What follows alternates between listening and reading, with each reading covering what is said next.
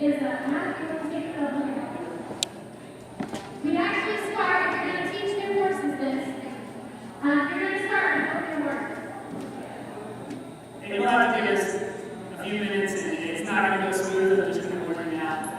Because like Kristen said, the horses haven't done this before. They've never flew over without you. So this is the first time you've ever seen this.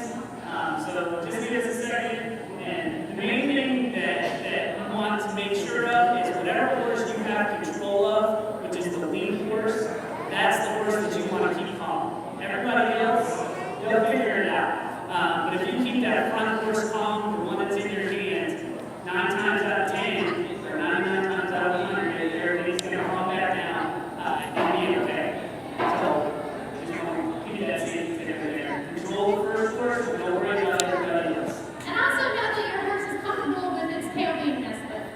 I've never been able to brush Bella's tail. Obviously, I'm not going to tie dimension to his tail. He's not going to know what's going on, and that's going to really bother him. So the first thing we're going to do with your horses is we're going to walk them in the order in which they would be tailed up. So go ahead, Matt, and just walk.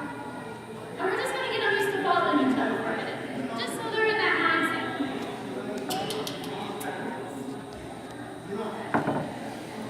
And always carry a pocket knife with you if you're going to use nylon ropes. You can also use vanilla ropes, which are the natural fibers. They have a natural breaking point on them, so if the horse pulls back and just really takes up or something, it'll naturally break. But with your synthetic nylon lead ropes, that won't necessarily happen. Okay, so now that we've got these horses in the group following each other, I'm going to go ahead and tie Da Vinci up to Bella's tail.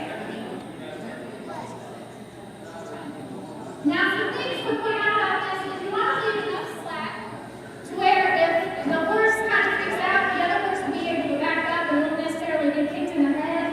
But at the same time, you don't want it so loose that one of these horses' feet is going to go over it and cause a big tangle. So I like to leave, I guess it's about 2.5 to 3 feet of space here.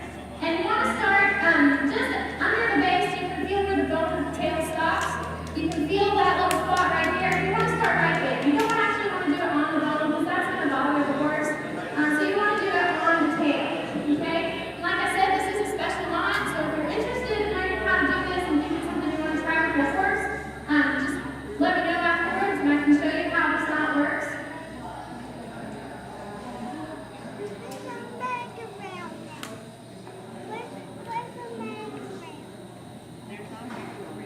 Okay, and the important thing is now we're ready to go. When your horse is ready to go, you want to let all the horses know that you're ready to go. So that somebody's not eating grass and suddenly gets his head jerked and freaked out and not know what's going on. So again, starting with new horses, we're just going to go together. So go ahead, Matthew.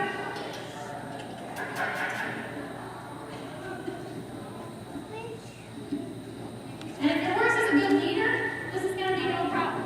You can see that Bella got a little bit of a tail pull there. Again, that doesn't bother him. He didn't panic about it. I'm back here, his buddy's back here, it's no big deal. And then before you know it, you can let your other horse go, and he's going to follow his buddy. Should he stop? Look at that little pull, just like he's being led. And there you go.